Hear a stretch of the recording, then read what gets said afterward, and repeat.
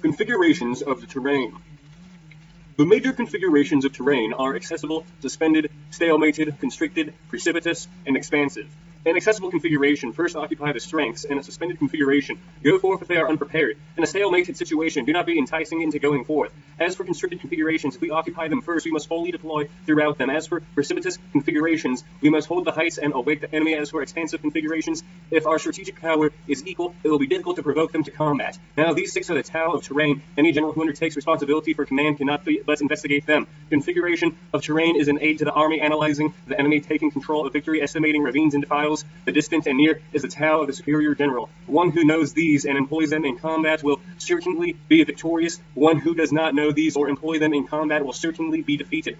There are six types of ill-fated armies: running off, lax, sinking, crumbling, chaotic, and routed. Now, these six are not disasters brought about by heaven and earth, but by the general's errors. Now, if when the strategic power is equal, one attacks 10, it is termed running off. If the troops are strong but the officers are weak, it is termed lax. If the officers are strong but the troops weak, it is termed sinking. If the higher officers are angry and insubordinate, engaging the enemy themselves out of unrestrained anger while the general does not yet know their capability, it is termed crumbling. If the general is weak and not strict, unenlightened in his instructions and leadership, the officers and troops lack constant duties, and their deployment of troops into formation is askew, it is termed chaotic. If the general is unable to fathom enemy, engages a large number with a small number, attacks the strong with the weak, while the army lacks a properly selected vanguard, it is termed routed. Now, these six are the Tao of defeat. Any general who undertakes responsibility for command cannot but investigate them. When the general regards his troops as young children, they will advance into the deepest valleys with him. When he regards the troops as his beloved children, they will be willing to die with him. If they are well treated, they cannot be employed. If they are loved, they cannot be commanded. Or when in chaos they cannot be governed,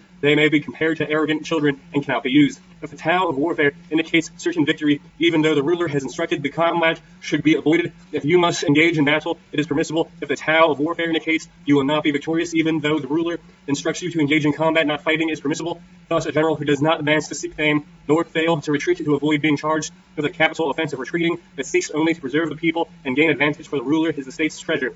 If I know our troops can attack, but do not know the enemy cannot be attacked, it is only halfway to victory. If I know the enemy can be attacked, but do not realize our troops cannot attack, it is only halfway to victory. Knowing that the enemy can be attacked, and knowing that our army can attack, but not knowing the terrain is not suitable for combat, is only halfway to victory. Thus, one who truly knows the army will never be deluded when he moves, never be impoverished when initiating an action. Thus it is said, if you know them and know yourself, your victory will be imperiled. If you know heaven and earth, your victory can be complete.